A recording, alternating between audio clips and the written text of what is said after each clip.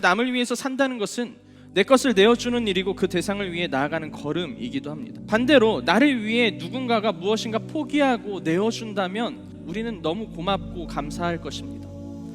그런데 그런 분은 우리는 이미 잘 알고 있습니다. 바로 예수입니다. 그분이 이 땅 가운데 온 목적은 자신이 아니라 타인을 위해서 이 땅 가운데에 왔다고 이야기를 하죠.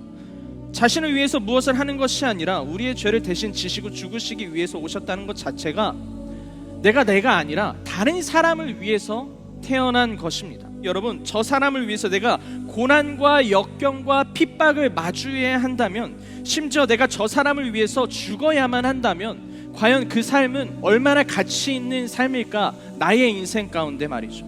여러분, 그는 앞으로 자신이 당해야 하는 여러 고난들을 이미 알고 계셨습니다. 예언들을 보더라도 그가 나아가는 앞으로의 삶은 너무 명확하게 보였습니다. 여러분들이 살아가는데 미래가 불분명하고 어둡고 내가 죽어야만 하는 미래가 내 눈앞에 이미 펼쳐져 있다면 그 길을 가는 거 너무 쉽지 않겠죠. 그런데 예수 그리스도는 이미 알고 출발을 했다는 겁니다. 멸시를 당해야 하는 길을 걸어갑니다. 사람들에게 손가락질 받는 길을 마주해야 합니다. 여러분, 눈앞에 불구덩이가 있다면 여러분들 그곳에 가실 겁니까? 내가 걸어가는 길의 낭떠러지가 끝에 있다면 그 누구도 그 길을 가지 않을 겁니다. 그러나 예수는 나아갔습니다. 가는 곳마다 병자들을 고치시고 귀신 들린 자에게 귀신을 내쫓습니다. 이 일은 하루 이틀의 일이 아니었어요. 여러분, 예수님도 피곤하셨지 않았을까요? 힘드시지 않으셨을까요? 그런데 그 사람들 돌려보내지 않습니다. 자신들에게 찾아온 그 한 사람 한 사람 다시 마주하고 다시 회복시키시고 다시 치유하십니다. 자신들을 따르던 무리가 배고프면 자신의 능력으로 그들의 육의 양식을 채워주셨습니다. 그 당시 사람들이 거들떠 보지 않는 가난한 자, 약한 자들에게 찾아가 그들을 사랑하시고 배척받은 사마리아 여인을 찾아가 그를 위로하고 살리셨습니다. 믿음 없는 제자들을 향해 꾸짖으실 때도 있지만 결국 그들에게 손 내미시고 두려워하지 말라 말씀하십니다. 그는 포기하지 않고 한 영혼 한 영혼을 끝까지 자신이 전해야 되는 말씀을 전하시고 그들을 살피셨습니다.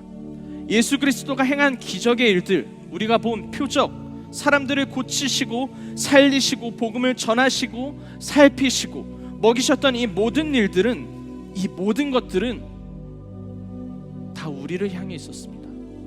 그리고 예수는 십자가를 지고 골고다 언덕으로 올라가셨습니다. 그렇게 그는 그곳에 십자가에 못 박힙니다. 그런데 그 십자가에서 하신 말씀을 보면 예수는 끝까지 자신이 아닌 자신에게 맡겨주신 사람들을 향하여 이야기합니다. 아버지여, 저희를 사여 주옵소서.